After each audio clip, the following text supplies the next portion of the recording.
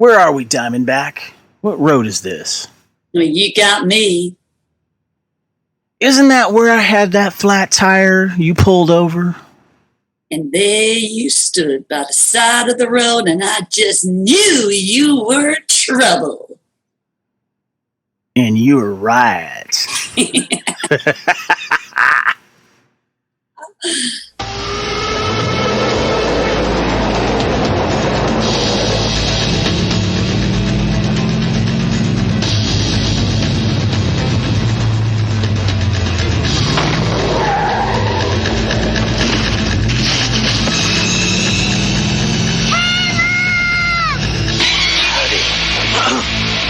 Separate your head from your shoulders. Do it fast. All right.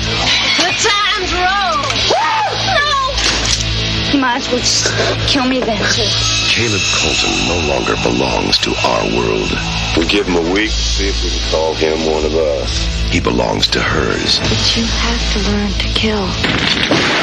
He belongs to theirs.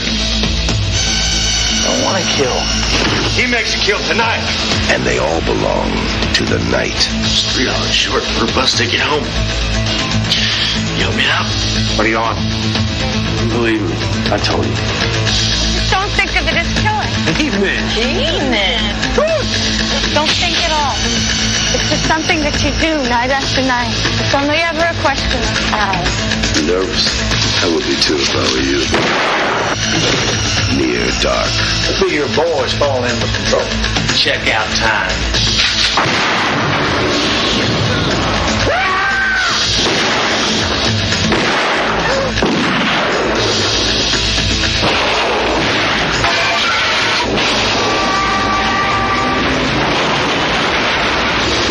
Bought yourself some time, son.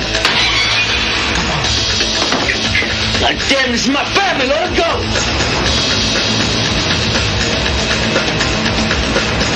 Near dark. Pray for daylight. The night has its price.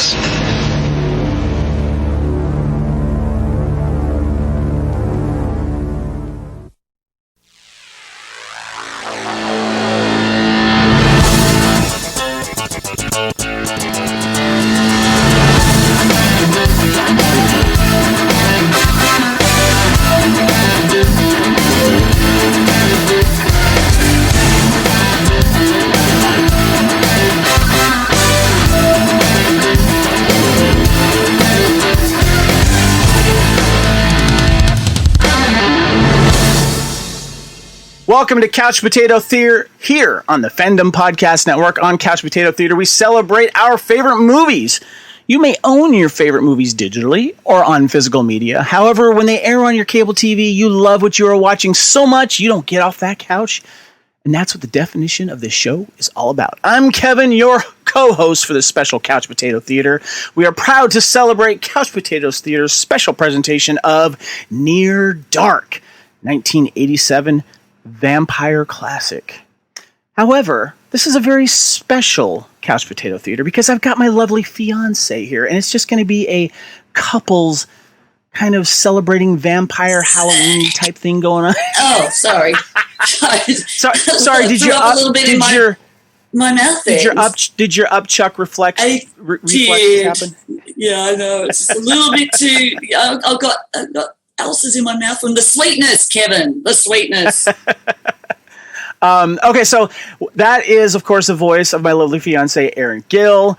And we are celebrating a film that we love dearly, we bonded on, and is also a great Halloween-ish type movie. And so you will be hearing this first during the month of October of 2020, the year of hell, so this fits. So we're going to get into talking about Near Dark, that 1987 classic, the other 1987 vampire film. The other one. Some say better. Some say better, yes. But before we move on, I just want to mention that we're going to tease a couple things here. First of all, we're going to answer 3 big questions, Aaron. First of all, in the movie, why no V word, vampire, said in the film? 2, blood transfusion. Vampire cure? Good, bad? It's been a point of contention for many fans. But the biggest question of all we're going to answer later with these is, what is Jenny Wright up to nowadays? Where's Jenny Wright? We found some answers. We will share them with you. Google. Yes. Our friend. But anyway, before we do that, though, we're going to let people know how you can find us. Thank you all for joining us here on the Fandom Podcast Network. First of all, I want to let everyone know that the Fandom Podcast Network is now on YouTube, and you can find this audio of this podcast on YouTube if you prefer to listen to your podcast through YouTube. We also have some exclusive YouTube live video events on that channel. All that we ask is you go over to Fandom Podcast Network on YouTube and hit subscribe. We'd love some more subscribers. And if you like the show you're listening to, hit the thumbs up on it. We very much appreciate it. Please subscribe to the Fandom Podcast Network on YouTube. For our audio podcast, of course, our master feed is at fpnet.podbean.com. That is our master feed. You can find all the great shows there, including this Couch Potato Theater episode and many more. Also, too, you can find us on all of the other major podcast platforms like Apple Podcast, iTunes, Stitcher, Google Play, Spotify, iHeartRadio, Amazon, TuneIn, and I think we're going to be doing Pandora soon, so stay tuned for that. Don't open the box. Yes, that's right. What's in the box? Shout out to Seven there, of course. Good movie. It's 25 years old today or something. Yes, it is. It came out in 1995. That's right, yeah. Facebook, please go over to Fandom Podcast Network, give us a like there, and that's where you can find all the news that we put up with pop culture, of course, news regarding our podcast, as well as what is happening in pop culture. You can email us at fandompodcastnetwork@gmail.com. We're also on Instagram and Twitter under Fandom Podcast Network. My name is Kevin. You can find me on Twitter and Instagram at Spartan_Phoenix. Aaron, where can we find you? Can't find me on Twitter, but you can find me on Instagram under Audrey Worm. Great. Also, too, please leave us some reviews on Apple Podcast, iTunes, and all your other podcast platform catchers. We very much appreciate it. Okay, so welcome to Couch Potato Theater, Near Dark, 1987. Now, they on IMDb and Wikipedia, they have some, plot descriptions, but you know what? And we're going to talk more about this DVD that came out in 2002 with the cool kind of shimmering metallic cover. I'm just going to read the back of this thing because it's much cooler. Here we go. In the dusty heart of the American Southwest, innocent country boy Caleb Colton is seduced by a beautiful girl into joining a roving pack of vicious drifters led by the enigmatic Jesse. But this is no ordinary band of outlaws. Caleb is now trapped in a nightmare of soulless evil that wails in the shadows, hellish mayhem that thrives on blood and absolute horror that begins near dark. How was that? Does that sound pretty cool, Aaron? It did, but don't give up your day job. You need to drop your balls a little bit lower on that one. That's true. Yeah, I'm working on that. Work the voice, Kevin. Work the voice. Okay, so I want to talk about the posters. There's several of them. And what's really cool is when I was doing a search for posters, inside this DVD case, there's a booklet. And this booklet has all 5 of these posters that I've put in the notes. And if you search online, you will see many different posters. But my favorite, and probably one of the most famous ones, is the one of Bill Paxton all burned up with light shining through him because of bullet holes and stuff like that. And the poster says, they can only kill you once, but they can terrify you forever near dark. Pray for daylight. Aaron, this particular poster, is this the most iconic one of these? Yeah, I had that. I think I had an original, which would probably be worth heaps, but it's gone somewhere. But I am tempted to love this poster. And it's quite amazing that it's actually quite graphic. It is. It's a graphic photo. It's a graphic poster. Like none of the others are, but that one is actually probably the most graphic. But I'd just like to say that I saw this at the cinema. We haven't mentioned that. I saw it at the cinema. Okay, hold on. We'll get to that. We'll get to that. Okay. Yeah, we'll get to that. But I want to talk about the posters first. The next poster is one of the other iconic ones, And that's where you have the main three vampires, of course, Lance Henriksen, Bill Paxton, and Jenette Goldstein. And then in the background, you see the other characters, but these characters are highlighted, and you see bullet holes through them with the lights coming through. Yeah, I think people complained about the first poster, and they went, here's the video, let's try and get some people to hire it. That poster says, at dawn they hide, at dusk they wake, at night they search for blood, pray for daylight. But here's another one that I thought was really cool. It's a black and white version, if you scroll down a little bit more, and it has the main vampires, including the kid, in a black and white kind of picture, and it says, vampires can only kill you once, but they can terrify you forever, near dark, pray for daylight. But it's in a black and white color, or black and white version of it. And this one was really cool. I like this one. What do you think? I've never seen this one. I don't know where this was from. This is one of the ones where I don't know whether or not it was used or when it was used. It might have been. It's not the UK version. I got an answer for that one. All right. Okay, so the first one with Bill Paxton is the theatrical release poster. Yeah. The one that I'm speaking of in black and white says unused theatrical poster. So I don't know if these were made and then just not used, because we're going to get into the lack of promotion that this movie got. But that's what it says in this booklet that you get with this 2002 DVD. And then you scroll down a little bit more.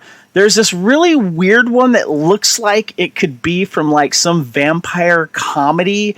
And it says near dark, and it shows a close-up of a woman and a man's mouth, and there's a little blood on the woman's mouth, and it says, in one hot, hungry kiss, he gave her everlasting love. She gave him everlasting life. Near dark. You know what that reminds me of? Remember in the 80s where airbrushing was massive? Oh, yeah. It was a lot of Japanese. It was big in Japan, but there was those booklets where you get those airbrush sort of like women with massive breasts. That's what that looks like. It's got that real airbrushy look, very 80s. But this poster is lying to you. It makes you think it's kind of a romantic vampire, sexy type of thing going on, right? I think that's what it is. Okay, all right. Well, we'll talk about that. But I still think they're all moaning about the first poster. They were like, "Oh, get out." No, you're right, because this poster that we're speaking of is the pre-release promo art. So they had to tease this film somehow. This is what they used because it was kind of safe, to be honest with you. Now, the next one says at the top, from the producers of The Golden Child and Witness, and it shows a fan-drawn or artist interpretation of, I'm guessing, Caleb holding his hands up, and there's bullet holes going through his hands, and then there's like a silhouette of the vampires down towards the bottom. It says near dark, and then it looks like it got a couple of people saying a classic or stylish gripping grizzly, and then blood is our life, darkness our feeding ground, and sunlight our eternal damnation. This was the UK theatrical poster. Yes. So that was the one that over in the UK, the ones that they got there. So what do you think of that poster? Yeah, the UK always did like these wide posters. They were never portrait. They liked the big wide posters. But the one I actually remember, and it's coming back to me, I always thought it was the Australian poster because I saw it at the cinema. But I'll keep bringing that up. But I must have gone to the UK or something, but I saw a French version. And when you look it up in Google, there's a French poster, which is totally different. And that French poster shows Jenny Wright, and it's when Caleb's sucking on May's wrist, but at the place where they've got the oil riggy thingies. And that was the French poster. And for some reason, that's the one that stuck in my mind. And somewhere I saw it, and I thought that was used in Australia as well. But it might have been one of those other alternate promo ones. Yeah, I'll have to search. Yeah, it was definitely the French one. And that's the one that really did. It was always the three posters, because usually a film has a poster that goes across the board. Gotcha. It's the same look. It's true. And you'll go to, Europe will have a different version, and Japan will have probably the one that they used with the Bill Paxton. But I think with the Bill Paxton one was so sort of like, I mean, I love it because I'm a horror fan, but it was very graphic. And then the UK were probably like, yeah, I don't think we'll go with that. And then they all changed it. So the French one is very interesting because it is. We've got some notes on the alternative versions. Yeah, we've got some notes on that later we'll touch on. But before we get into how we first saw the film, I just want to mention a few things. First of all, this is the other 1987 vampire film. This was released later in the year. I believe it was released in October of 97. However, The Lost Boys, which was a lot more popular, came out in July of 87. And there is some Lost Boys and Near Dark connections. Both of the two 87 movies about a family of vampires who lure a young man and make him into a half vampire before he seeks a cure. Now, Near Dark 87 and The Lost Boys 87 feature a son of Jason Miller in their cast. Joshua John Miller is in Near Dark, and his half-brother, Jason Patrick, is in The Lost Boys. Huh. You know what? I only just found that out. Really? As did I. And you know who their dad is? Was it Jason Miller? Yeah, and you know who he is? No. And if you don't, we are about to get a divorce. Off the top of my head, I don't. Let the listeners know. Okay, well, just live and learn, Kevin. He is the priest that was in The Exorcist. Oh, there you go. Okay, I did not know him by name. That's cool. That's a very iconic role. Was he in anything else that you? Yeah, he was the priest in Exorcist 3. That is your scary one. Oh, geez, I hate that one. Yeah, he did a lot. Cool. He died. I think he died quite early, and he did a lot of stage show. He was I think he done. He was a big sort of John Cassavetes sort of person. But yeah, he did do it. And I mean, I do think that The Exorcist and The Exorcist 3 were the most iconic movies. Cool. All right, so let's get a little production here. Vampire films have become trendy by the time Near Dark's production with the success of Fright Night in 85 and, of course, The Lost Boys a few months earlier.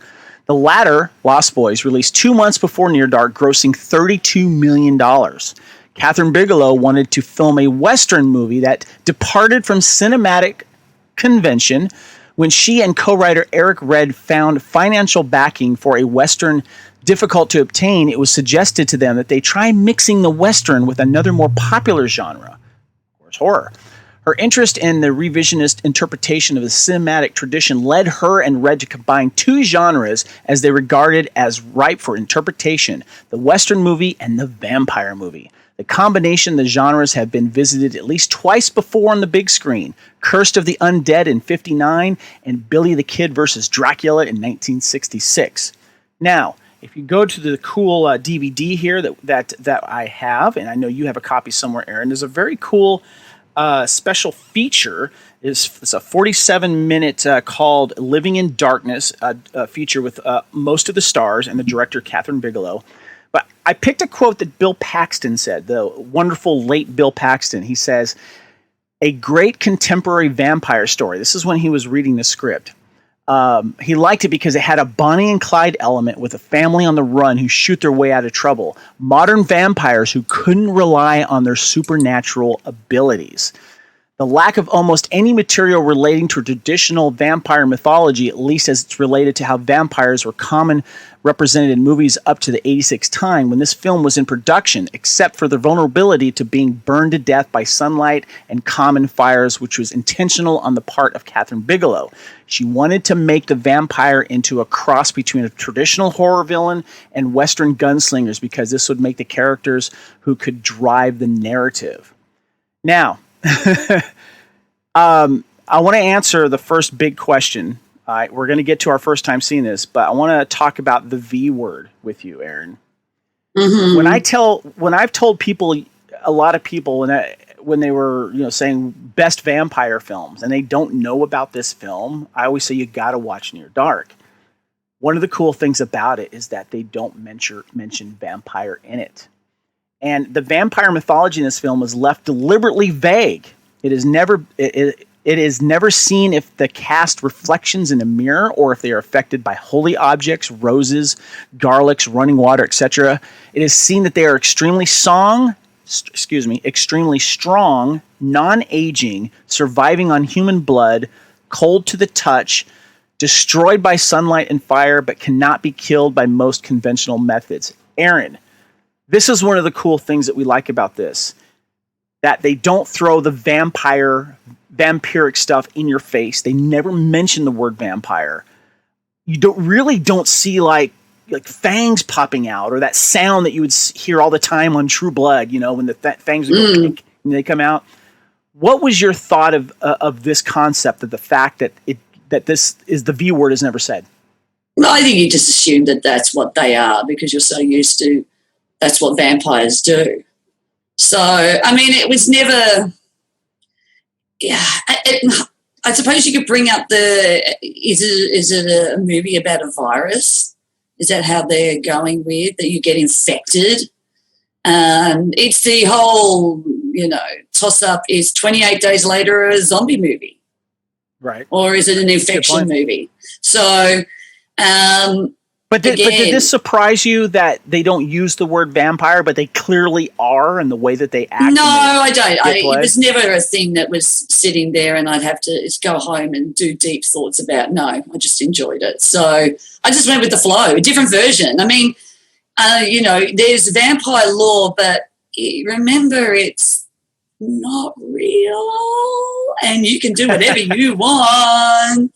You teased a little something. Okay, so that was one of the big questions that we brought up. Why wasn't the V word used? Okay, so I want to get to the second big question: blood transfusion controversy. Okay, Caleb suggests they try giving him a blood transfusion to attempt to cure him. The transfusion successfully reverses Caleb's transformation. Later, with May, she awakens after her burns now healed. She too is given the transfusion and is cured. She and Caleb comfort each other in a reassuring hug as the film ends, okay? So this is one of the big contention among fans, is that they found a cure for this vampirism type of thing going on here. You kind of touched on a little bit regarding the zombie, what was it, 28 Days, right? Mm-hmm. That they were able to turn someone back from being a vampire, where it seems like if this was something that was new, that they figured it out. We don't know if it's been done before. Obviously, the main vampires in the film have enjoyed this immortality. They've been around for a while. What was your take on this transfusion thing? Well, first of all, you can go with the old Dracula book where they did a lot of transfusions, where you sat there going, have you checked that you've got the same blood type? Otherwise, you'll die.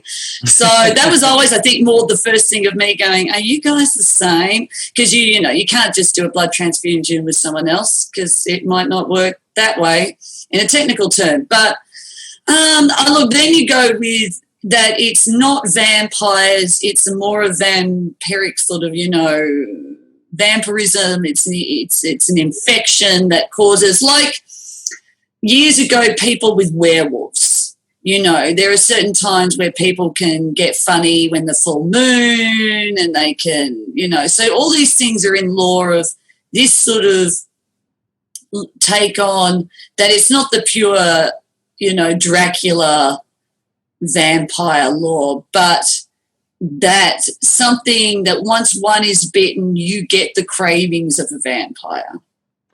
Well, were you fine with this part of their version of this vampire lore, that someone can be cured with a blood transfusion? Because the reason why I'm not dogmatic in my vampire. Why not have something different? So you were fine. So you were fine with this then?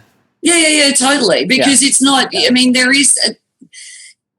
because this is a fantasy story, then you can go with whatever you want. So it doesn't have to be that, because every vampire thing's got different stuff.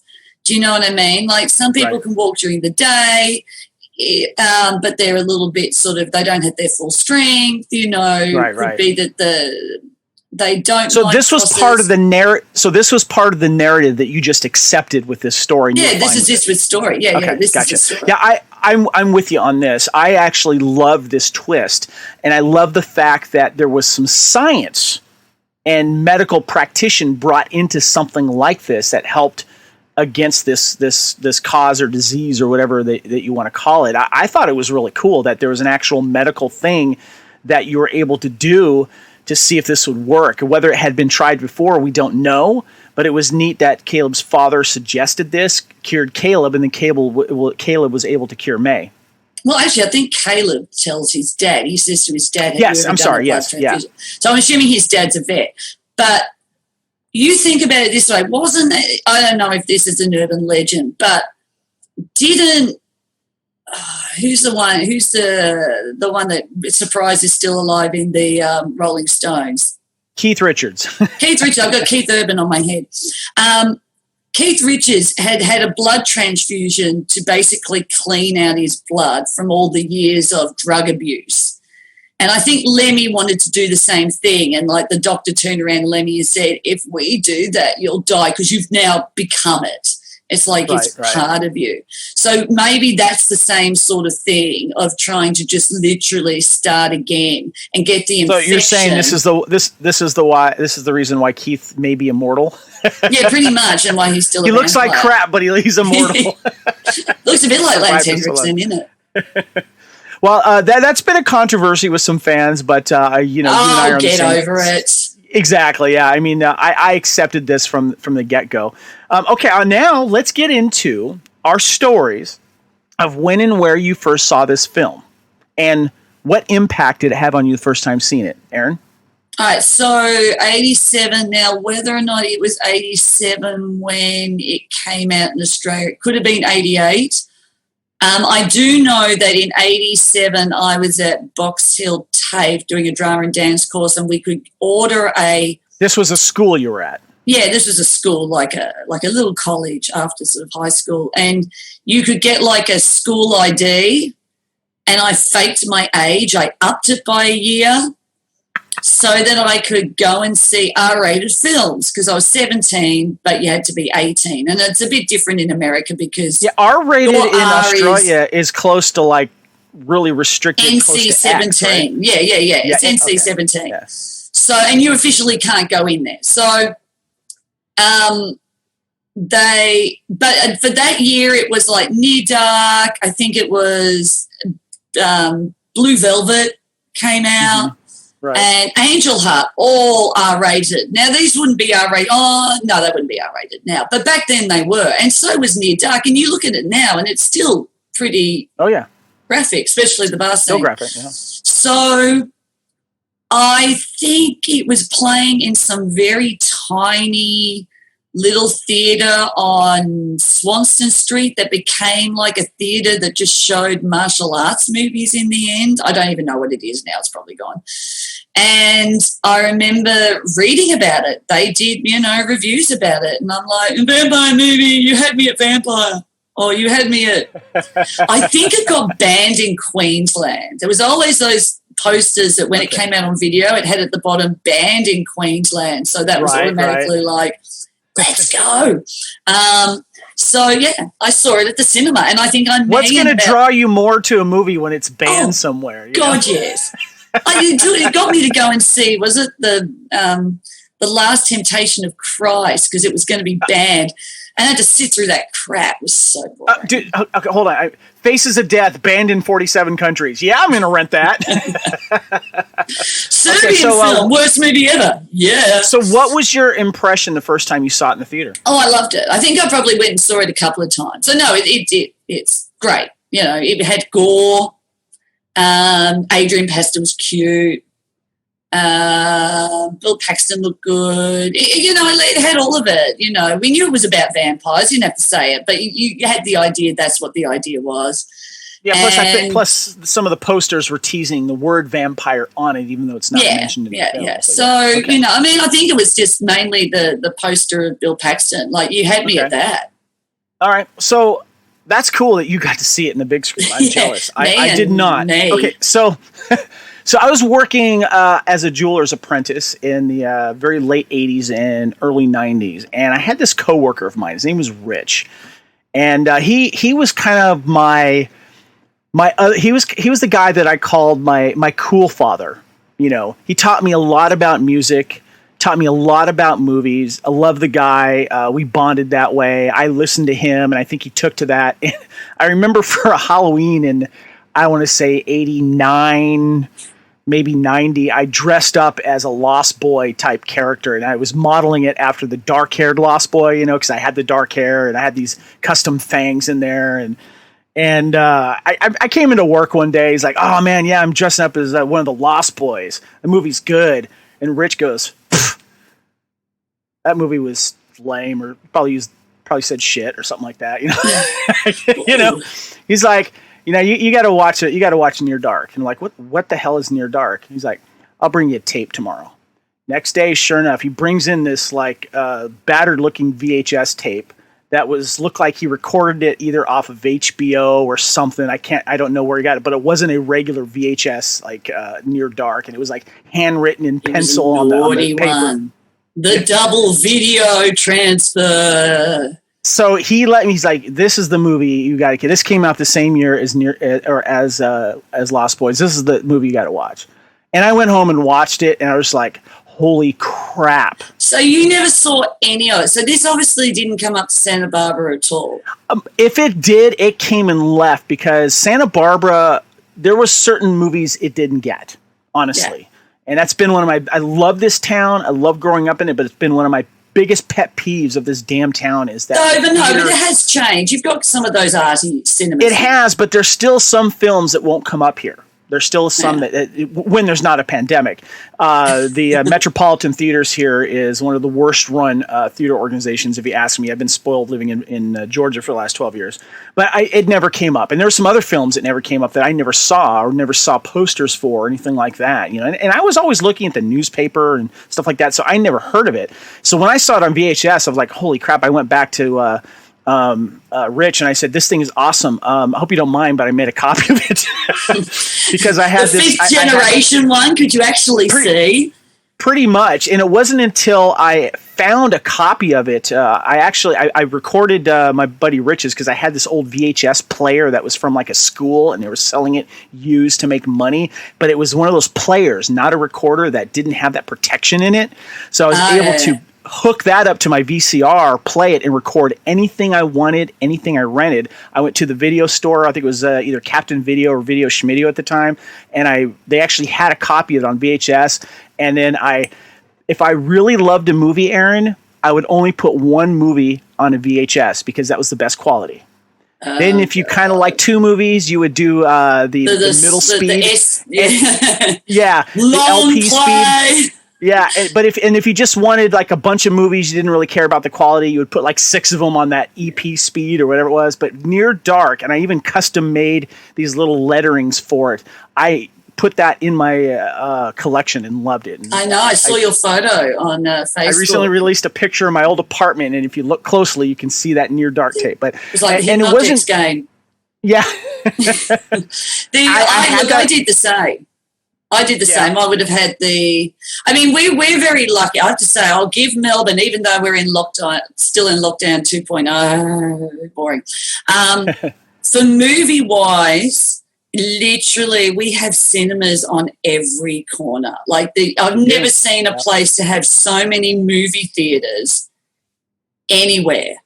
I've been to London, I've been to LA, I've been to, and Melbourne, and they will play there's the certain arty-farty cinemas that you just, will play these movies from probably the ones that might get a bunch of Oscar nominations. Yeah, I know, they're depressing as for 4 hours. We were lucky to get that. That's what, they played at the cinema. I'm jealous that you saw that. Okay, so I want to mention real quick, my good friend Rich, he loved this movie so much. When you look at Bill Paxton's character with the leather jacket, and I used to wear one of those motorcycle leather jackets like everyone else did in the 80s. If you look on his lapel, he has this metal steer head pin that is in the lapels of the motorcycle leather jacket. Mm. And Rich went and made one of those. He carved out the design in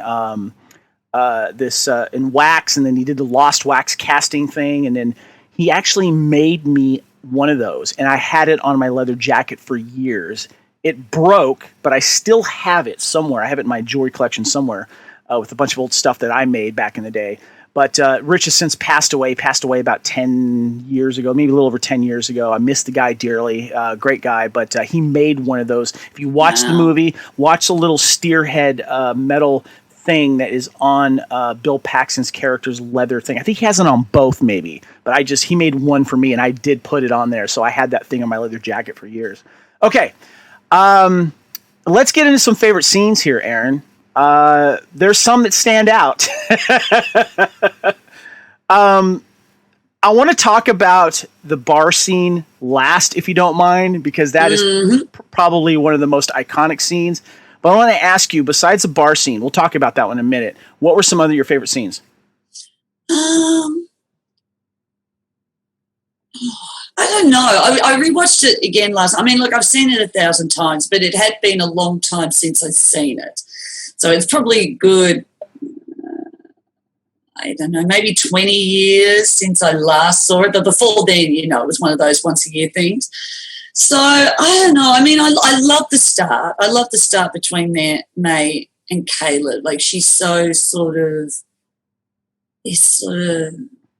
is she even real? Like, Jenny Wright was amazing in this film. She really was amazing. And I mean, I love the build-up and the build-up to the bite. And, I love that scene. I'm trying to think what else. All of it. I mean, there's not really, the bar scene is a standout, but all of it works. And it's actually a very short movie. It's amazing. I think because we're so inundated with 4-hour movies these days that when it's an hour and a half, you're like... 2.5 hours seems to be the average movie, Yeah, I know. Now it's like, what was this movie, about an hour and a half? It just seemed like... It was about an hour and 35 minutes, yeah. Yeah, it was like a sneeze. Like anything in the 80s was like, don't go over 90 minutes, which is brilliant. So suddenly it was over. So, it's all of it.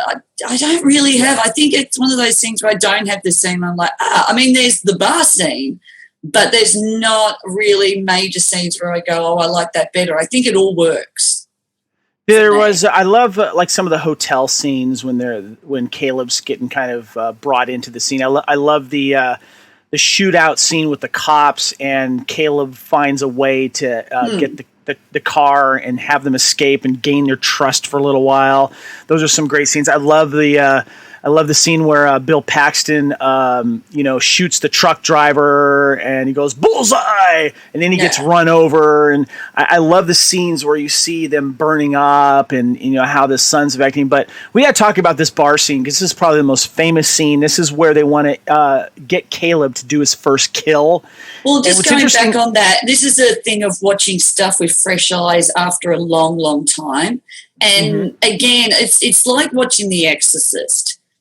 When you're younger, it's all about her spinning her head and saying your mother's blah, blah, blahs and all that sort of stuff and spewing things. When you're older, it's the more subtle scenes that are a bit more unsettling. The dialogue, the character building scenes. I felt like that's what it is with this movie. When it was, like the scene when May's telling him he needs to kill and they're in the truck. And the truck driver to me still looks like, what's his name? He was in Boogie Nights, black actor. I can't remember. Sorry. Yeah. Old people's brain. We remember their movies. But you know who I'm talking about. Did Hotel Rwanda. Yes. His name's not going, but I always think it's him. Don't ask me why. They're very similar. Look, but it just shows you the little scenes on how they get their prey. Like Homer on the ground having an accident and Bill Paxton all getting dressed up to go out, and then Diamondback and Jesse in the car together, being taken on by Don the guys. Cheadle is who you're thinking Don of. Cheadle, there you go. Don't get into 50s. It all goes horrible. And so, but that they act like, oh, my God, we're being, robbed. It's all, and they're all like, and you just know they're going to get the upper hand. So it was those scenes more than the big blah, blah, blah, blah, blah scenes for me. now. Yeah, I love that. Oh, we're getting robbed scene, and oh my god, you know? but it's that more with him with Jesse Hooker and Diamondback. Yeah, that's a good. Yeah. It's just those little scenes are more for me now than the big shootouts and the. But let's talk about that bar scene though, because this is probably the most famous scene. This also is a scene where I think Bill Paxton shines the most. He really kind of wins the film in this scene.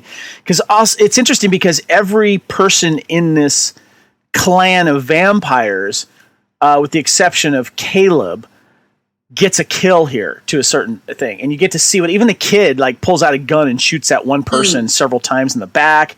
Diamondback slits the throat, and I mean it's really interesting to see what happens here. But this is where we get Bill Paxton kind of like messing with the bartender, you know, and then he like bites that one bar guy, says, "I hate someone they don't shave," and then Lance Henriksen says, you know, "Yeah, we just need a few minutes."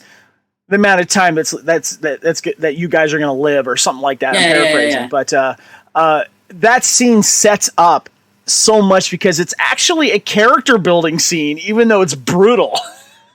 It is. I actually watched it again last night, and it is it's a nasty scene. I mean, as much as Bill Paxton does play for laughs, I suppose, to break the ice on it with his finger licking good and you know, doing all that. And was it a cameo by James Lee Ross? Yes. He didn't say a word. Was it his first movie? Because again, of course, Kathryn Bigelow used him in Point Break. Yeah. Well, yes, which was about 2 years later. It's 89. And I actually, do you know what? I actually always really feel for the bartender. Yeah. I always have. Especially when he's struggling to put the shotgun shells in the gun. Bad for him. And he's being tormented by Severin, Bill Paxton. Yeah, and then there's a kid, cutting his throat with the things on the heels, the spurs. I don't know. I've always felt, and again, it had. What was it? One of the guys was he in Terminator or Terminator 2? Is he the Terminator 2 Yes, that was a guy? trivia question. The guy that Severin, Bill Paxton, bites and says, "I hate someone who don't shave." Yeah. He doesn't have good luck in bar scenes because he is messed up by the Terminator in Terminator 2. Yeah, is he the jacket guy? I want your clothes, is something like that. No, that's one of the other guys. Yeah. One of the other guys. But him and the other guy basically are probably bikers that somehow have gotten into movies playing bikers. To answer your question, James LeGros' first acting job was at 84 in Knight Rider. Huh. He had I know he made Phantasm too. Yeah, he was in Simon & Simon, Punky Brewster, Solar Babies, and then he did Near Dark in 87. But so that bar scene's great. It's graphic. There's that, and then the scene where May is dancing with the young cowboy trucker kid. You're like, oh my god, what's going to happen here? And then that's where Caleb was supposed to make his kill, and the guy just like escapes, and they get on Caleb for that. So, well, I mean, I think as I was asking you before, and I think it's one of the most covered songs in the history of pick a song to cover, Fever, and that was a wonderful use of that song in that scene because it's subtle, and it's got that sort of they always come up with Fever. Yeah. And so, you just hear it in the background, and it's it's just underlying there to what's happening. It's a fever. Favorite quotes? We've touched on a few of them already, but what are your favorite quotes? I like the one we did at the start. Yes, the one between Jesse and Diamondback, reminiscing about their relationship. Yeah. I don't know. I don't really have. I think that's because I picked that one. I'm like, that's the one I've always liked. But you can go with the Bill Paxton one, but Bill Paxton always does those quotes. The finger licking good, and I hate it when they don't shave, and I'm assuming that half of that's going to be ad-libbed. I think that's what Bill Paxton does. Jesse has some good ones. The one that I paraphrased, and I'll say it here. The bartender goes, "What do you people want?" And Jesse starts to close the door of the bar. He says, "Just a couple of more minutes of your time, about the same duration as the rest of your life." Mm-hmm. And then when he's talking with Caleb, and Caleb goes, "How old are you?" And he goes, "Let's put it this way. I fought for the South." Caleb goes, "South? Yeah, we lost." That just says everything about Jesse's character. Yeah, and Lance Henriksen being quite a method actor, actually. He did a whole backstory on him. And they could have done a film about that character. We're going to talk about that. I got some trivia about that. But the other one I like too is in the beginning where May and Caleb, the scene that you liked, May goes, "That's the light leaving the star right now. It'll take 1 billion years to get down here. You want to know why you'll never meet a girl like me before?" And Caleb goes, "Yeah, why?" Because May says, "Because I'll still be here when the light from the star gets down here to Earth in 1 billion years." Yeah. I love that. Okay, so the next thing I want to ask you, the thing that we have fun here, Aaron, is who is your movie crush in the film? Oh, God, it was Adrian Pasdar. He was hot. Yeah? Yeah, he looked good in it. I think it was one of those where I probably went and watched a few, because he was, what was he in, Top Gun for about all of 3 seconds. I think he had about like 2 lines. Yep. Then he got famous again for doing Heroes TV series. Older, and also marrying a chicks, because you can't say the first word now, apparently. One of the Dixie chicks, yeah. Oh, you said it. Bad. They're estranged now. Okay. They made it. So Adrian, who else is Adrian? Is that the only one? What about Bill? No. I mean, Bill Paxton was cute, but no, I think at that time it was definitely Adrian Pasdar. Did he do a mobster movie? Was he in a mobster movie? He did something else. He's done a few things that he was he in Carlito's Way or something like that? He was in a TV series for a while too. Before, what was it? He did Heroes. What else did he do? Oh yes, he was Frankie in Carlito's Way. That is correct. Yeah. Rewatching him again, he wasn't as beefcakey as I thought he was originally. He actually had a lot of layers for Caleb. It's interesting to watch it and being a little bit older. Forgot the TV series in the 90s called Prophet. He was in that one. That's Jim right, Prophet. Yeah. He's had an all right career. Yeah. Okay. Well, my movie crush, just like every other red-blooded male, Jenny Wright. Yeah. And I want to clarify, 1980s, early 90s Jenny Wright. Yes. We'll get into that a little bit later, but there was a look about her. Ethereal she was. Oh my God. Just gorgeous. And the way that she spoke, her eyes, just everything about her, she was just wonderful in this. She's very soft spoken. It was all very, and then again, she was like a fairy. Like she didn't seem real. And that's what she's meant to be. I do have another movie crush. Mm-hmm. After watching the special features of this film and seeing a lot of the still pictures and the documentary on the 2002 DVD, Kathryn Bigelow. She's good looking. Back then, good looking. When she did the she's from DVD that type. She's from you know how people are made from certain molds? Yeah. And she is from like the Kate Middleton, she was part Irish. The other Mary who married that Prince Frederick. They've got that sort of athletic, dark-haired look. Yeah, she's good looking. She's good looking. So okay, let's get why James Cameron married her. Exactly. And divorced her. Let's get into the cast here. Now we're going to talk about Jenny Wright last, but because we got some stuff to say about her, we did some investigation, and that we're going to answer that big third question: where is Jenny Wright nowadays? But let's talk about the rest of the cast here, Aaron.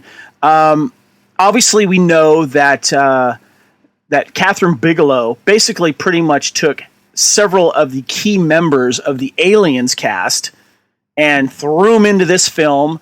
It wasn't planned that way. There was the way that she did the casting. she wasn't going to go, I like those people from Aliens. And, she actually talked to, in the special features, she actually talked to James Cameron saying, I just realized that these people that want to do this film were 3 of them were in your movie. Are you okay with it? She's like, oh yeah, this is great. And Bill Paxton in this special features DVD, he got the script. And he actually was still, he called Lance Henriksen. He says, look, man, we got to do this film. And he told Lance about it. Lance like, I don't know, man, that doesn't sound good. He sent the script to Lance. Lance called him up the next couple of days saying, yeah, we're going to do this film. But I want to ask, go ahead. I read it on a different way. I heard that because they were dating James Cameron and Kathryn Bigelow. They were boyfriend and girlfriend. Then I think they got married. Then he had an affair with Linda Hamilton.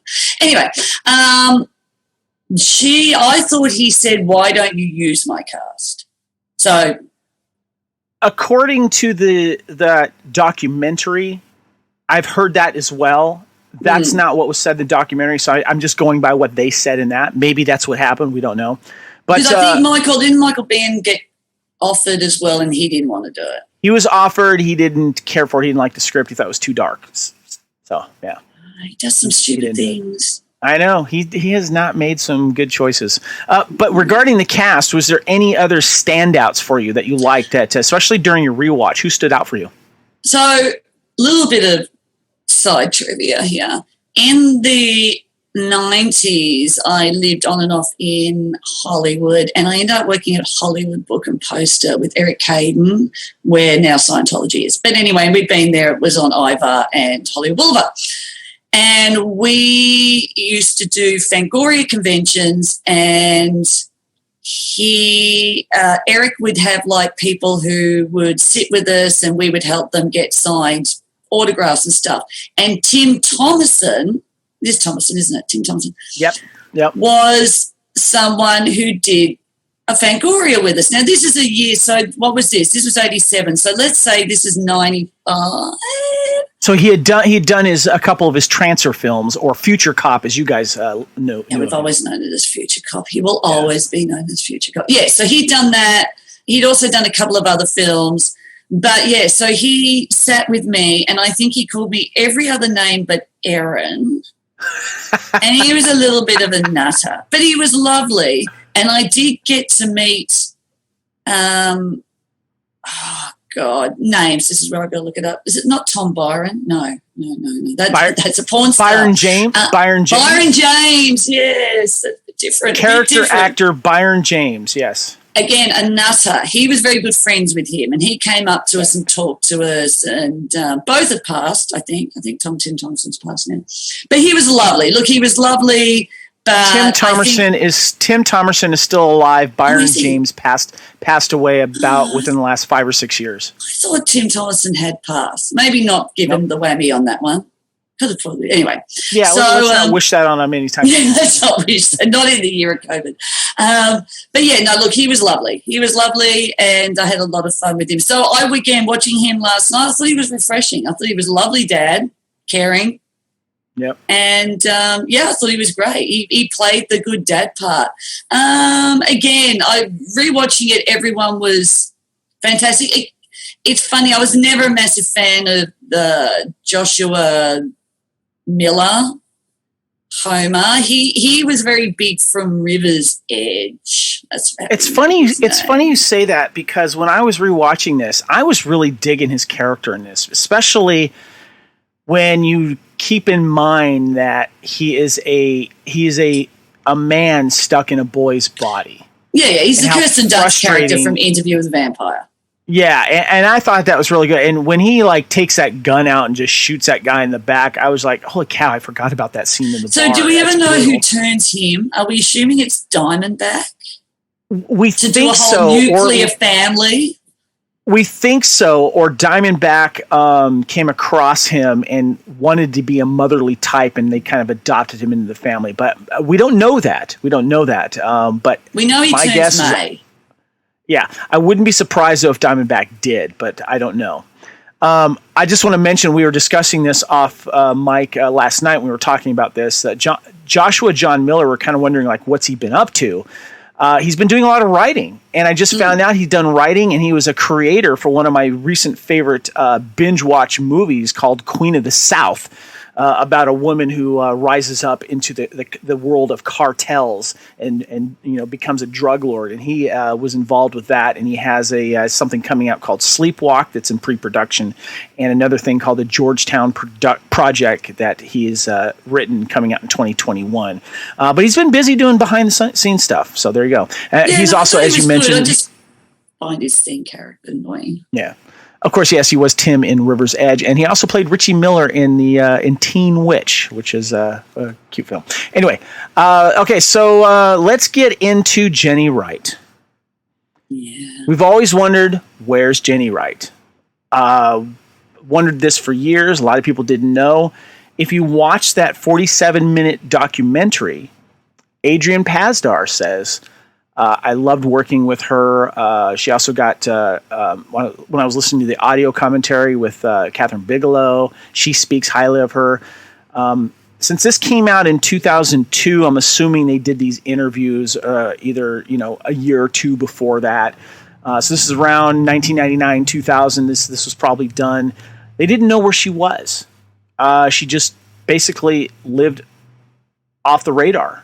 She wasn't making any personal appearances. She stopped acting. So we were wondering, what is going on with her? And you and I did some investigating, and we found some interesting stuff about her. Unfortunately, it's not that great. She's had some very hard times I'm assuming over the last 20 years. We found some images of her online. She has done a few convention appearances within the last 10 years. There was a picture of her and Lance Henriksen together. She's been signing some pictures and such. But as of 2016, we found out that she had been living off the grid prior to that for a long time in a trailer in Southern California somewhere. Bad stuff happened to her with a relationship. She eventually escaped and went to New York. She started a GoFundMe account in January of 2016 because she wants to write a book about her life. And she doesn't look great. She has not aged well. But I just want to read a few things. It's what's been happening to her regarding this GoFundMe account, because she's been letting people know what's happening. And we're wishing her the best. We hope that things turn around for her. But this is what's been happening. I've pulled a couple excerpts from this GoFundMe account. January 2016, I spent the last year recovering from a harrowing experience living off the grid in the mountains of Southern California. I escaped from the camp in November of last year. I can only now write about what took place. My life forever altered is still a life saved. I'm looking for some financial backing while I put my raw and extraordinary story on paper. I relocated to the other side of the country and have already begun writing. I have photographs of the dwelling, and the book itself is disturbing. Living for a year isolated on 40 acres of undeveloped property with a completed deranged partner. This book is about survival. I intend to do readings and appearances as I believe my friends and my fans will want proof of life. Please help me get this done. A few days later, she says, the more and more I feel it is completely important to write about my experiences and escaping. I lost everything that I owned and have to start over with nothing, with the bewildered looks of my family and friends. Domestic violence can happen to anyone, anywhere. And the last thing I pulled from this, and she's kind of written a diary regarding this GoFundMe stuff, says, I'm trying to put my life back on track after losing everything off the grid is no easy feat. I've had months of terrifying PTSD and setback after setback when it came to letting go of my tormentor. It's not cool what happened to me, and hopefully my book will lend insight and be a great read too. Living in fear and despair for projected amounts of time distorts everything, and trying to get a healthy perspective back isn't always easy. My 4 chapters edit is almost ready, and I will look for an agent. The working title is The Property. I can't wait for you to read it. That was 4 years ago, though, wasn't it? Yeah, that was 4 years ago. She does have a Facebook account that's active. She seems to be friends with some other celebrities from other films and stuff like that, as well as some friends and family member. So obviously she's been through a harrowing experience, living off the grid. I think she's trying to put her life back together and let fans know that she's still around and wants to tell the story of her life and what's been happening. We don't know what she's been happening to since the late 90s and early 2000s, but when you look at these pictures, she shows pictures of some guy. She shows pictures of her like Winnebago up on blocks out in the middle of nowhere. She does a couple of selfies. She doesn't look healthy. She's being very open and honest. What was your reaction when you saw this, Aaron? It was sad. I mean, rewatching that, like, we know her from the Rob Lowe's wife, sort of in St. Elmo's Fire, the one where she got pregnant to him and he tried to be the father but he couldn't, and she wanted to just get on with her life. And it wasn't a massive part, but she is remembered. Again, of course, Near Dark was her big. I think she didn't want to get caught with the Brat Pack. She did apparently date Nicolas Cage for a couple of years. I mean, that could have set her off. But I think she never felt comfortable being in that Brat Pack group. And I think she was being sort of, she was like a third tier to that. She was, guilt by association. And so she pulled away. And then, look, we don't know. We don't know what happened. She, as you said, compared to if you watch The Boys and you see Elizabeth Shue, and I think Elizabeth Shue's a year younger than her, and Elizabeth Shue looks amazing, And I mean, and Elizabeth Shue everyone's had a little bit of work here and there, who doesn't? But she looks great. She looks great and she looks healthy and she looks amazing. And then Elizabeth does, yeah. Yeah, Elizabeth looks amazing. And then Jenny's a year older and she looks like 10 years older. And, and I think she went an alternative thing and that's what she wanted to do, and she looks it. And it's a shame because she was so good in it. And she did study. She went to drama school, I think, in New York and stuff like that. So she could probably get back into acting, People would want to see her, whether or not she'd want to do it or she has the stability to do it. Yeah, after obviously, St. Elmo's Fire, she did Out of Bounds. And she's then she did episode Doris, of Crime Story. Yeah, Danger Bay, Midnight Caller. This is stuff, 88. She did I, Madman. She was in Twister in 89, Young Guns 2. She did a TV series where she did 13 episodes called Capital News in 1990. And she did a Matlock episode. She did The Lawnmower Man. She did an episode of NYPD Blue in 97. Enchanted was the last project that she did in 98. But that's not the Enchanted. That's not the one. That's not the Disney. No. That movie, and then she did a short film in 2007 called Nadia Yet. Not sure exactly, but it's a short film. Enchanted it looks like a comedy. A man has all the answers when it comes to about giving advice to friends, but when it comes to his own life, he is lost. No big names in that come out in that. But so then she just disappeared. There is a picture of her with Lance Henriksen, and it looks like it is only a few years old. Yeah, I'm going to guess probably within the last 5 or 6 years, because I'm assuming that when she did this book, then she went out, probably to get some revenue and income. She did convention appearances, signed autographs and stuff like that, and that's where that picture with Lance Henriksen was shown. But obviously, she's been through hell, and we wish her the best, and we hope that she can, help people. You never know. Look out for a Law and Order SVU. Yeah, there you go. Yeah. So anyway, good luck to you, Jenny. We hope that you're doing okay. So this movie came out November 17th, 1986. I'm sorry. Filming dates were November 17th for about 40 days, 40 or 50 days in 1986, but was released on October 2nd, 1987 in 262 theaters. The budget was $5 million. But opening weekend got about $635,000, and then total gross, I think it was just in U.S. and worldwide total, was about $3,369,000. So it did not make back much money, but it got a lot more popular in video.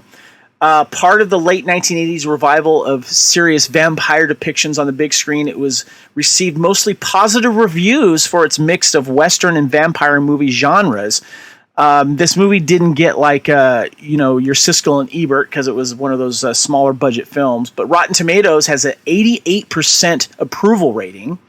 They call it Near Dark is once a creepy vampire film, a thrilling Western, and a poignant family tale with humor and scares in abundance. Erin. Okay, so there's a contention thing. Do you remember when you were doing something on Facebook where we had to write like, oh no, I don't think you did it. I think it was one of those ones where I don't want to do it, where people could put like their favorite comedy, their favorite horror. It was one of those things. I think it was the first lockdown. I did do that one. You did do that one. And I wrote Near Dark is my favorite Western, and you said you can't do that. Yes, I did. You did. I said you had a go at me, and I cried. He was so mean. I did make you cry, and I felt bad for it. No, that's all bullshit. But sorry, I just said that. But you keep mentioning. What do we keep mentioning? Western. Vampire, Western movie. So, is it under the Western movie? It's funny you say that. Let's see what IMDb says. IMDb has IMDb will cover it over as a comedy. What would they know? They call it action crime drama. Now, there's subdivisions, and of course, this falls under probably this you would find in a horror section of the VHS tape, okay? But it does have Western feel to it. But it's not a Western as in 1890s type. That's your classical Western type of genre. This has Western feel to it. Would you call Yellowstone a Western? It does, yeah, because, well, they all wear cowboy hats and shoot guns. Yeah, well, there you go, and so did they. So you are wrong. I am right. Okay, that's right. It is not a I'm Western. a Jenny Wright. Back to some of the reviews here. Jonathan Rosenbaum, a Chicago reader, says he was impressed by Bigelow's first foray into big-budget films with the hillbilly vampire movie, describing it as beautifully shot. Also known as Western. Western, yeah, okay, sure. Jay Scott says in his review in the Globe and Mail, says Bill Paxton as the undead sex symbol is exceptional, but not exceptional enough to put across the cop-out that concludes the film. I think this is one of the people that do not like the blood transfusion to it, so there you go. Peter Travers of Rolling Stone concurred, said he called it gory and gorgeous. I like that. I think that's cool. That's what you can call me. Exactly. Gory gorgeous.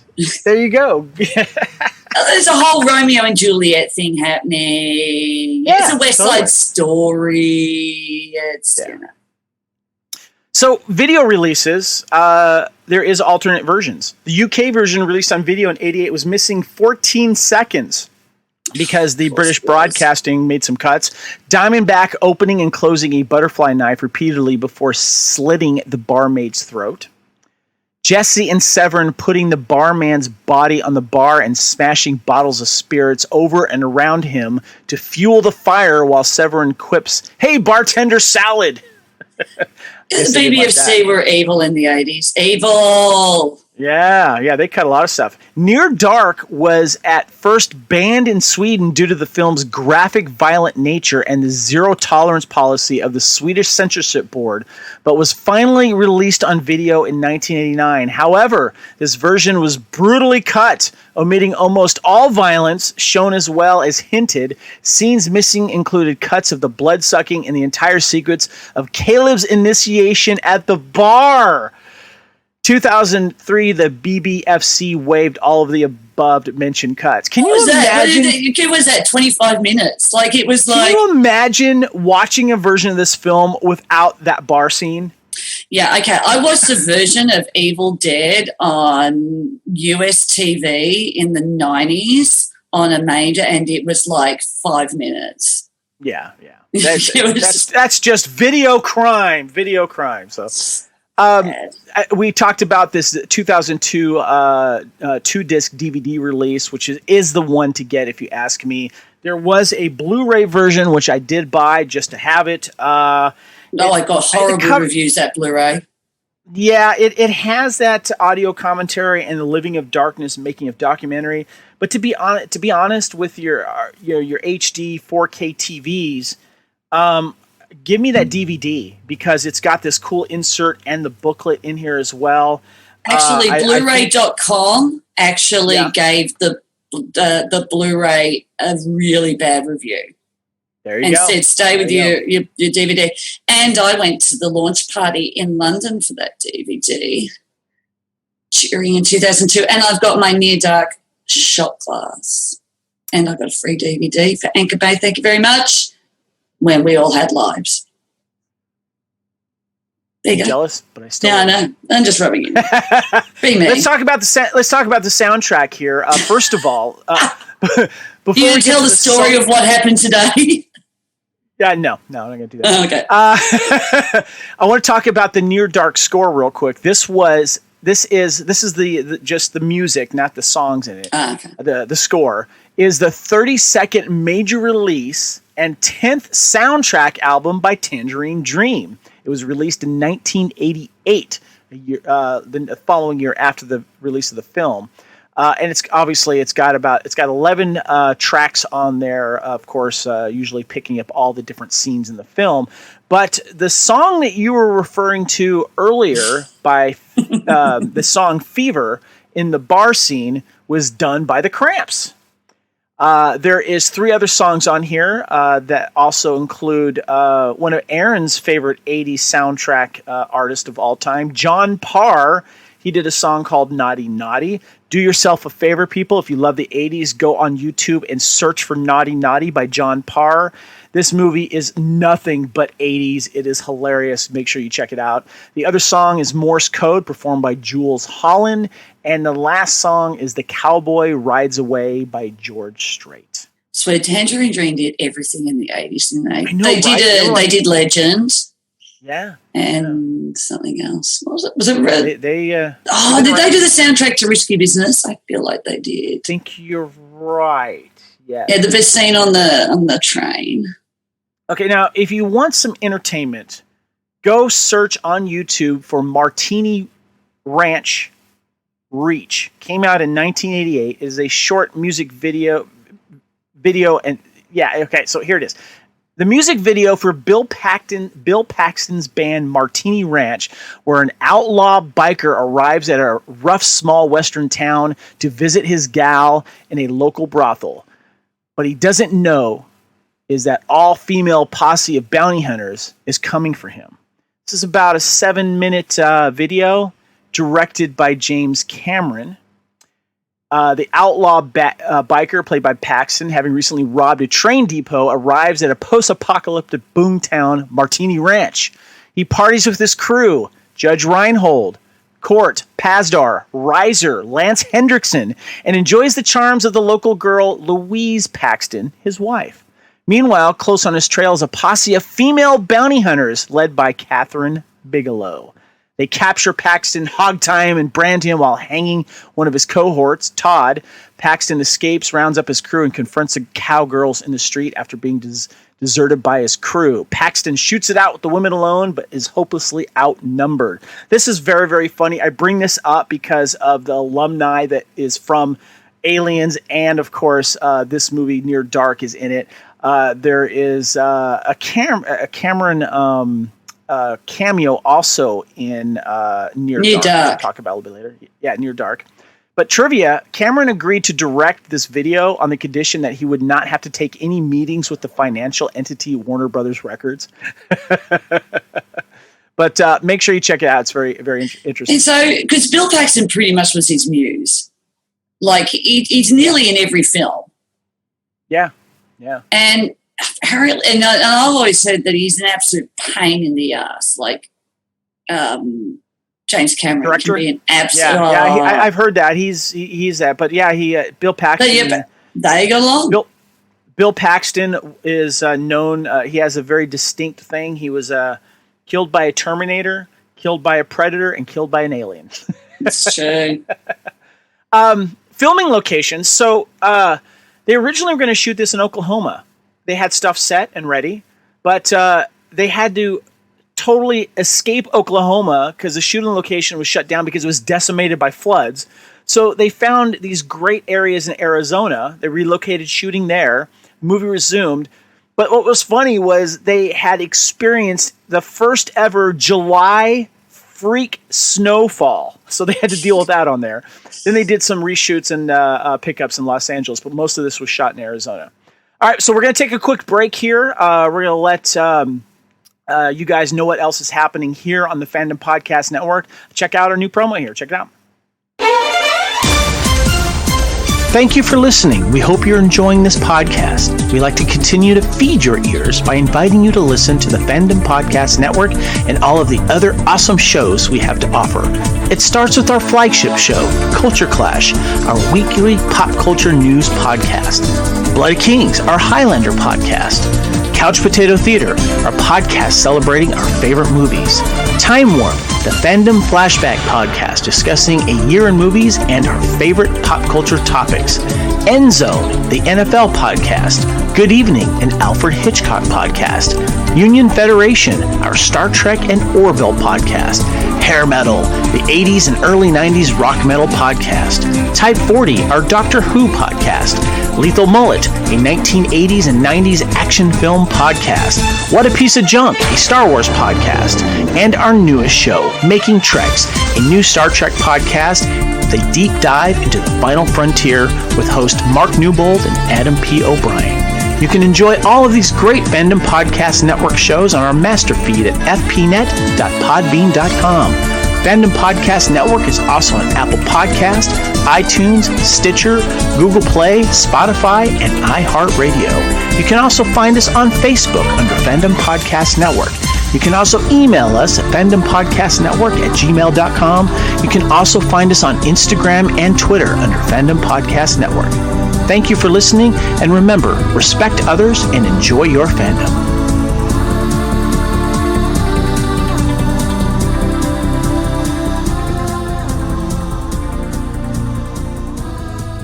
All right, welcome back to Couch Potato Theater 1987.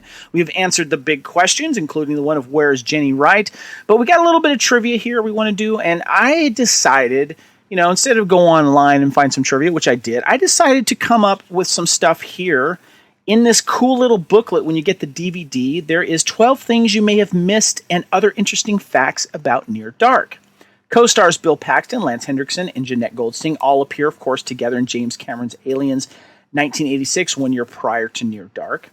This was Kathryn Bigelow's first solo effort as a director in 1983, and she co-helmed the biker flick The Loveless, starring Willem Dafoe in his first major screen role. When I learned about this, I just recently found out about this. Have you seen this film, Aaron? Nope. I need to see this because I'm very curious about this, because this is where Kathryn Bigelow was getting her work. She talks about this in that documentary about how her partner, business partner, they said, let's do 2 films together. You direct one, I'll direct the other. Willem Dafoe one, I think, was her first thing, and then they worked on something else, and then, of course, she directed this one.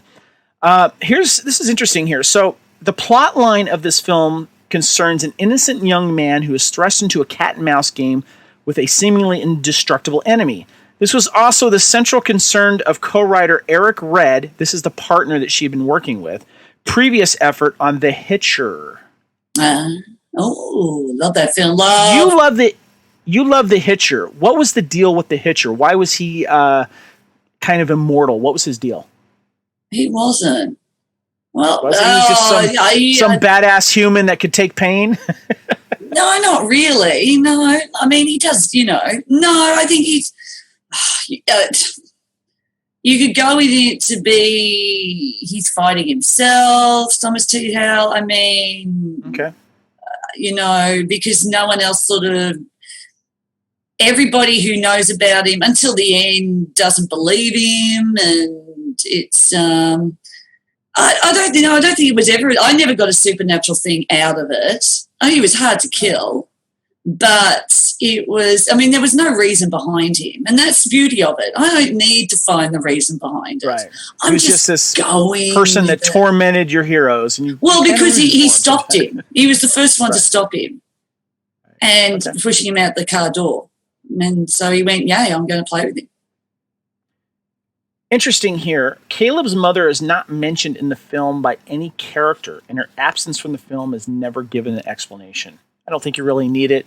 And a lot of people, and the age difference between. So, how old do you reckon Caleb is? Are we talking high school, or are we talking 18, 19? That's what I was thinking, 18, 19. And then, how old do you reckon the sister is? The little girl, probably between, I would say, around 9 or 10. Yeah. Yeah, so there's a big age. So whether or not that's two different mothers, I don't know. That came up into my head yesterday because it was just the age difference. Yep. Caleb's last name is Colton. This can be seen once on the driver's side door of his father's truck.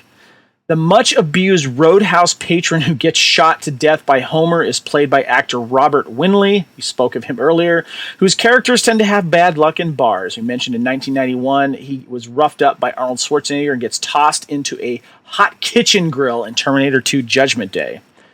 There are no scenes in the film that conclusively take place after 12 p.m. or before dusk.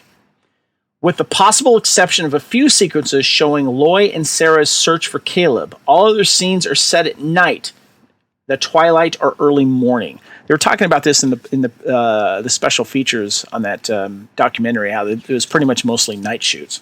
The backgrounds of Jesse, Diamondback, Severin, and Homer are not divulged in any great detail, except for a few telling dialogue snippets here and there. I'm going to touch on that in just a bit. The traditional religious symbols used to battle vampires, i.e. crucifix, holy water, Bibles, are not utilized or made prominent in this film. You can, however, pick up a couple of sly references to them here and there. A cross adorns the handle of the revolver that Jesse and Diamondback use at various points in the film, and the name of the last motel the gang uses before Caleb escapes, the Godspeed Motel. One of the two young women that Severin hitches a ride with midway through the film is played by Girl 6 and Spawn star Teresa Randall. In one of her first screen appearances, future independent movie regular James LaGrosse also makes a brief appearance later on as the lone survivor of the infamous Roadhouse Massacre.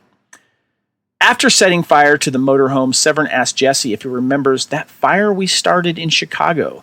This is most likely a reference to that great 1871 blaze that left over 100,000 people homeless and leveled the business district of that midwestern in Chicago City. The cause of the fire remains a mystery to this date, although some people, urban legend, it was a cow that tipped over a lantern and started a fire. That was urban legend. We don't know if that's true or not.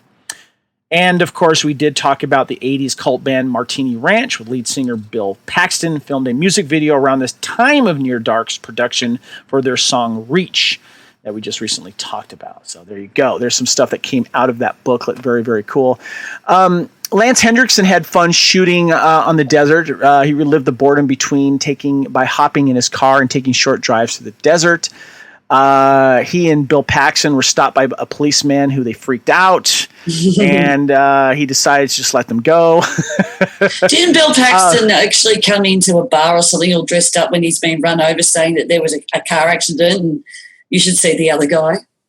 That's exactly what happened. Yep. The reason why is they wanted to mess with these people that worked around the train station because they kept getting this train stopping at the same time and making all this noise at the same time at night in town. It was kind of messing with production. So he decided to mess with some of the people that worked for the train people. So that was funny. Now, this is interesting. About 21 minutes into the movie, Caleb is stumbling through the town in Texas, and in the background, there's a cinema playing Aliens. You can see the marquee. It says Aliens there. So, yeah. By the way, both Johnny Depp and D.B. Sweeney auditioned for the role of Caleb. Didn't get it. I want to talk about this. According to Lance Henriksen, he prepared for his role of Jesse by coming up with a background for his character and acting it out. And he talks about this in detail in that documentary. The origin story he came up with was that he was a Confederate in the Confederate Navy not a Confederate officer, on the ship, the Monitor, the famous Monitor ship that was in one of those iron ships that battled early on in the Civil War. And that's when he became a vampire. And he talks about how him and all of his crew members were dead or dying, and how he recalled that these vampire harpies were preying on the dead souls and the dead people, and one of them turned him into a vampire. So that was his story. He came up with that. Kathryn Bigelow loved it, and he kind of played into that, especially when he made reference to the South. So I thought that was very, very cool. Anything else here? Oh, yeah, of course, you mentioned Michael Biehn was offered the role of Jesse Hooker, and he turned it down because he was not satisfied with the script. Can you imagine him playing the Lance Henriksen character? No, I don't think old enough, because he was around about the same age as because Lance Henriksen was always a good 10, 15 years older. Agreed.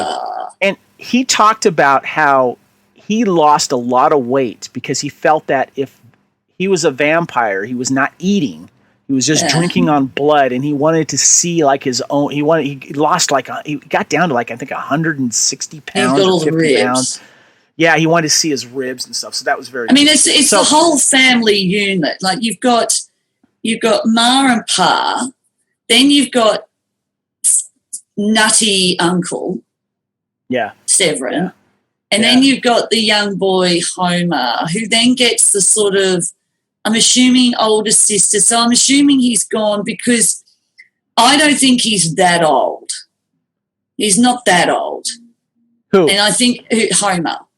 I don't think he's been around for years. Otherwise, there'd be lots of them. Do you know what I mean? Well, this is my theory.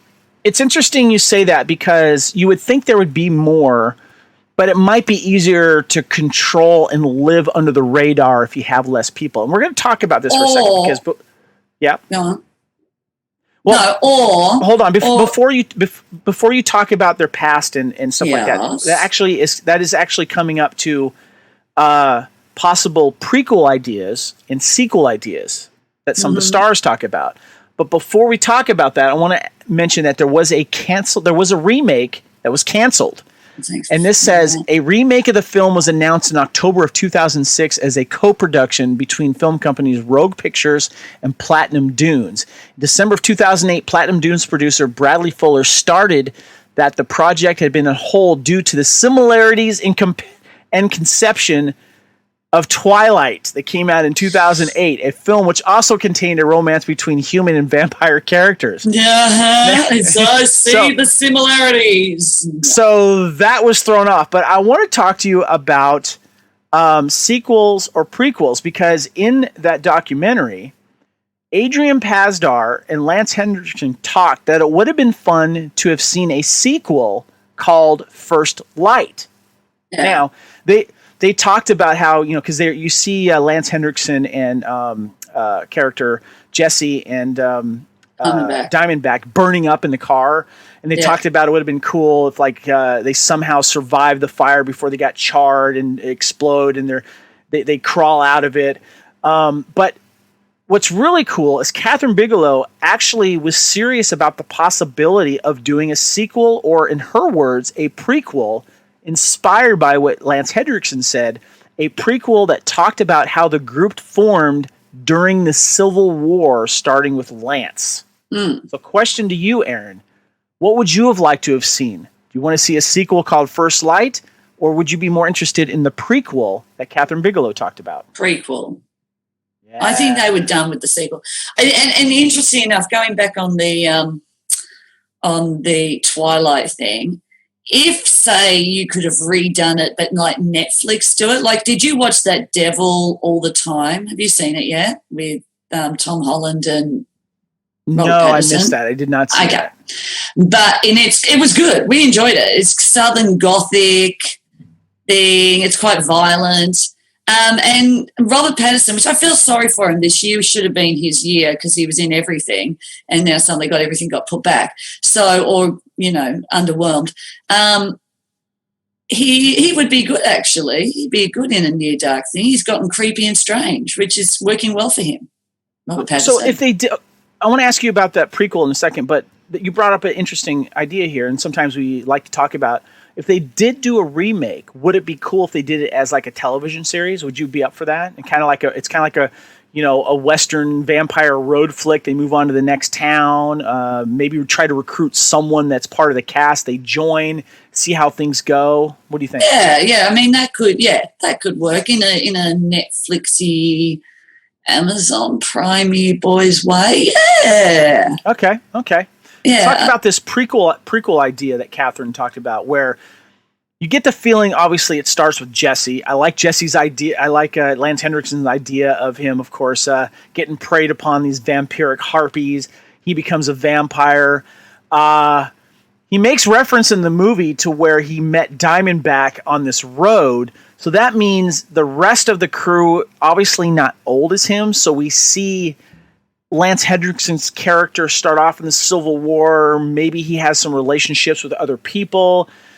What would you like to see from a prequel? Well, I'm going to go with, we did this with the Lost Boys, where we try and work out how, like, we're assuming that David, which is Kiefer Sutherland's character, is the first vampire, and then he probably made the others.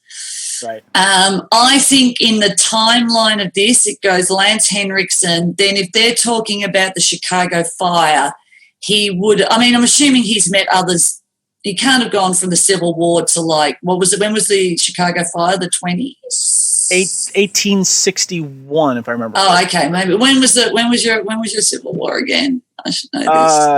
1865, right around there. Yes. Oh, so very close. Yeah. Huh? Really? Let me see. I'm sorry. 1871 was the Chicago fire. So this happened after the Civil War. Okay, so you're assuming that Lance Henriksen gets made and he meets up with Severin. Because if they're talking about that, then they're together. But I don't think he's met Diamondback. So it could have just been two boys having fun. Could have met others. It seems like they've been partners for a while. Yeah. So, and then it's like, well, now I feel like I'm getting older. I've been around for about 100 years. I feel like, I need to settle down. And that's how he's met Diamondback. I think Diamondback's probably, I feel she's probably around Hold on, 20th century. Pause for a sec. There's a scene in the film, which I didn't really remember until I watched it again last night, where Lance Henriksen's Jesse checks into that motel and the old motel owner recognizes him. And you can tell he hadn't been there in years. Yeah, he says, I come around like every 50 years or something. Yes, he's coming back around, and this old motel guy's he probably looks like he's in his 70s maybe, and maybe a young boy, he remembers this guy. And so I thought that was kind of funny, but go ahead. So if you go back, I still think she's probably about 50 years old of that time. I think she's not that. Because he would have picked her up she had to have a car. Yeah, it's true. Because didn't they say that she picked him up on the side of the road? Yep. So you're assuming that it's got to be sometime this century she's got a car. Yep.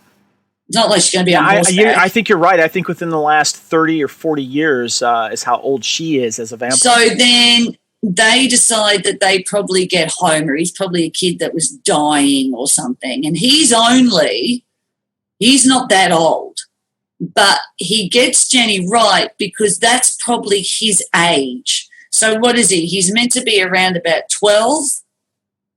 Yeah, 12 to, I'd say closer to 14 maybe. But then Jenny Wright's 19, 20. Yeah. That's the reason he wants the girlfriend. But because, you got to go with me with this. So say he turns at 12, right?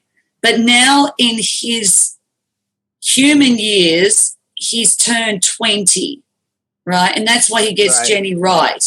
Because she's his age group. Mentally, he's that age group. Yet his body is still blah, blah, blah. But that's when he meets Sarah. And that's how I see that he probably got her as not an older sister, but as a girlfriend, because mentally that's where he is. Because he's a man in a body.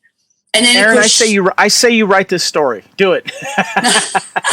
But you see what I mean? Great. That's why. Because otherwise he would have picked kids as young as Sarah all the time. Because you're assuming Sarah's around. I would say only because he's acting older, you're thinking he's older. I reckon he's not. I reckon he's not 14. I reckon they've got him around about 11 and 12. But because he acts like an 18-year-old, you're thinking he's older. So question for you then. The scene where we find out that he wants to watch television with Caleb's sister and he doesn't know that he's Caleb's sister. Yeah. Is that because he wants someone around his age, or is he getting creepy here? No, I think he wants to. So are we going to go psychological? Does he want a little sister? What does he want? Well, no, but you think about it. So say he got turned at 11. Just say we'll pick 11. And now it's gone a few years and he's around the 20-year age. So he turns May, which is only new. She's been like a couple of years. Right. Do you know what I mean? Right. So, but then she gets Caleb because that's her age group.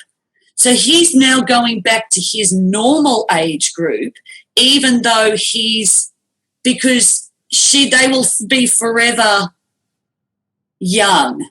Right, you know that makes sense. Yeah. Does that work out? Yeah. Yeah, it does. It does. Sense? Yeah, I love that. That's great. I love that. Yeah. So he's staying with even though he's matured earlier, he realizes if he goes with Sarah, it will take her longer for her to leave. She'll never leave him for someone older because the body is that age group. Yep. That makes perfect sense. I like that. So that's good. Wow. I love that. Therapy and Psychology of Vampirism 101 there you go. That's how I see it. There's our prequel right there. I love that. Okay, so let's wrap this up, Aaron. This has been a lot of fun talking about this film. We love this film. This is a perfect film to talk about during the Halloween month of October, which is when this episode is coming out. Go back and listen to The Lost Boys. That's going to be airing before this one. So I want to get your final thoughts on this. Aaron? Because it sounded like Aaron before. It's going to be releasing. Yeah. Aaron before this one. And also too, stay tuned. We're going to be doing Blade Couch Potato Theater as well. And then we're going to be doing on October 30th, which is a Friday in 2020, we're going to be doing a live Devil's Night version of The Crow. We'll also be releasing that on audio as well. Are you dressing up? Have you got your Crow outfit still? I don't fit in those leather pants anymore. So yeah. So anyway, let's get into the final thoughts here. Aaron, you have not watched this film in a while. How rewatchable is this movie for you? How we know how often you visited, but where does this movie stand in your fandom now in rewatchability? Oh, totally rewatchable. Funny enough, I have a little Facebook Messenger group with two friends of mine. We're the horror movie group, and anything that comes up, or movies or TV shows we watch, literally we talk every day. And I said last night, I'm rewatching Near Dark, and my friend Zach's like, I haven't watched that since the 90s. I'm watching it tonight. And Steve's the same. And I don't think it's aged. It's easily the same, and same with just the effects, even the effects with the smoke and the fire still works. The practical effects with all the blood and everything still $5 million budget for this B film here. I mean, it was done really well. Yeah, and it still holds up today. Like, you don't sit there and go, oh God, I can't look at that, or because the effects are bad, or this. So, and because it's Western, it never has an age group because people have been wearing the same outfits since the 1800s. It's funny you say that because I was thinking what maybe has aged in this film is maybe the telephones. But if you go to certain towns in Americana here in the States, you'll still find phones like that. Yeah, totally. But even like what she wears, what he wears, that's been the same since, the OK Corral. Yeah, you'll see that too. Yeah, it's interesting. Lance was also saying that inside his coat he sewed the Confederate flag inside his coat, which I thought was interesting. Final thoughts on this film, Aaron. This has been a lot of fun talking about this and sharing this with you. Yeah, definitely. Go revisit.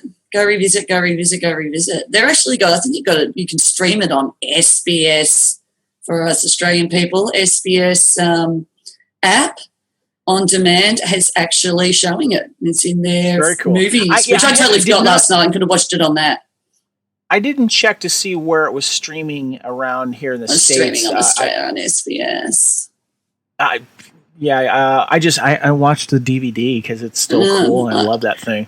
I watched the torrent, but we won't go there, and I didn't say that at all. I have a bold statement about this film, and I want to see if you agree with me.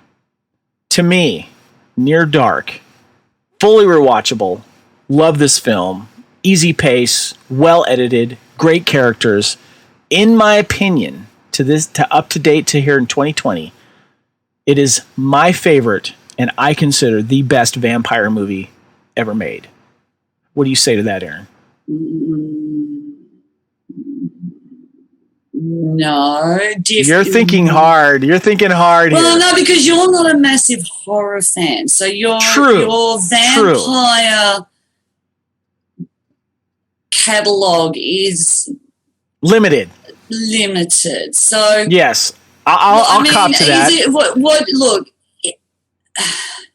it's an alternative vampire story. Again, you can argue, it's the whole argue of is 28 Days Later a zombie movie? Some pure zombie people will say so no. Hold on. I make the statement that Near Dark is the best vampire film. Which one do you what do you think it competes with in your catalog? Because obviously, yes, you are the horror expert. What vampire films do you think compare up there? You know, like top 5, top 3. If you were to go in the 80s, because they're all different. There's so many of them. I'm watching Buffy every day. The 3 big ones of that time were Lost Boys, and that's the most commercially accessible one. We could throw that in the top 5, maybe top 3. Yeah. And Near Dark is an amazing art. I would still put it in the art, serious vampire feeling film. So if you had to pick your favorite vampire film of all time, what is it? I can't do it. I'm putting you on the spot. I can't pick one. I can't. Throw some out then. Throw some out. Okay, so I'll pick my top 5. Because then I've got to sit there and think, because I've seen so many. You've got your classics of your vampire stuff. I loved Fright Night. I think Fright Night's a great. And that's your comedy horror. What else? Near Dark's good. Lost Boys is fun. I actually have to say Lost Boys is probably the lower of those two because I love Fright Night. It's just amazing. Okay. I loved what's it called? I've totally forgotten now. It's done by Cassavetes. Look, there's a ton of them. But of that era, I'd probably go Near Dark and Fright Night on an even keel. Because they're so different. They're each of the 2 comedy vampire ones, Fright Night more than Lost Boys. There you go. Where does Interview with the Vampire stand for you out of curiosity, since that was a very popular mainstream vampire film in 94? It's beautiful to look at. Tom Cruise wrongly cast for that. I would have gone. If he had been well known, Jude Law at that era would have killed being Lestat. One of my guilty pleasures that I will put at least in my limited category. I love Carpenter's Vampires in '98. I love that one. Yeah, that was a different one again. So they're all different. I actually think the remake of Dark Shadows in the early 90s, and they only did 6 episodes because it got cancelled, right, is one of the greatest vampire, gothic, Ben Cross's Barnabas Collins. It's got Adrian, what's his name from Highlanders in it? I got him to sign the thing. Adrian Paul, yeah. Adrian Paul's in it. But that's wonderful. I mean, if you want the over-the-real vampire thing, watch that. It's hysterical. Oh, God, what was the name of the vampire film? Kiss of the Damned, that's another one. That's good. That Kiss of the Damned's a movie done about 10 years ago. Got the guy from Heroes who played Adrian Pasdar's brother, Milo Vigidementon. Yeah, him.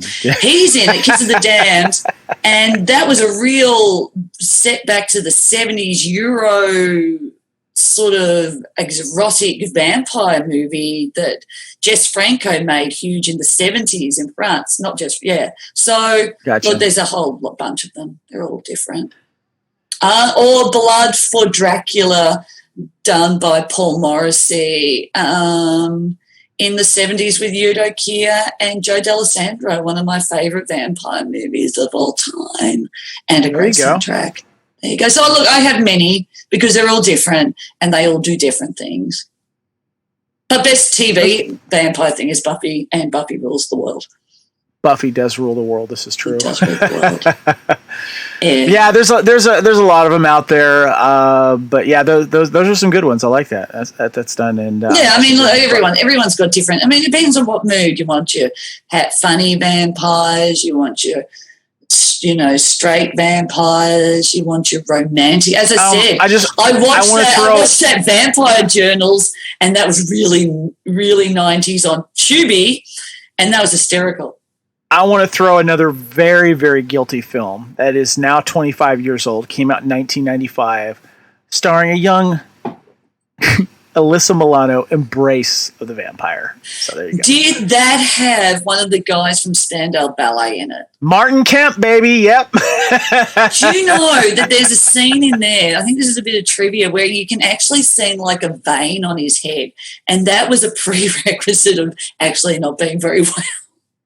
Jennifer Tilly is in that one as well. But anyway, we could go on. We love vampires. Aaron, this has been fun talking about Near Dark. This is one of our favorites and one of the things that we bonded on. I remember you actually gave me a copy of this film because of this DVD. I had it.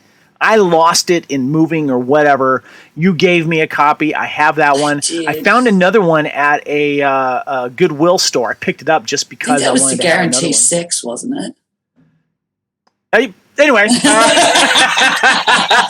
with that, we end it now. Just for the record, we are in love and we are getting married. So this was I don't have to give you Near Dark to get. Yeah, this is one of the many things that we share together, and we would have been married by now, but this damn pandemic has kept us apart.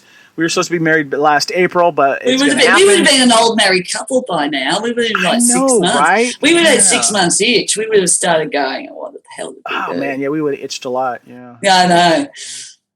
Where were we? I forgot. Anyway, let's end this. Thank you, everyone, for listening to Aaron and I talk about Near Dark. We answered the question of where is Jenny Wright. We hope that she's doing well. We give best wishes to her. Thank you, Aaron, again, as always. I better start writing that prequel. Yeah, I know, right? And plus, just a little tease, we're going to be doing some showgirls in the near future. This is true. I'm a dancer, not a stripper. Yes. Thank you, everyone, for joining us here on the Fandom Podcast Network and Couch Potatoes Theater special presentation of Near Dark. Aaron, thank you so much. And until next time, we will see you. Yeah, it's just fun. I love doing this with you.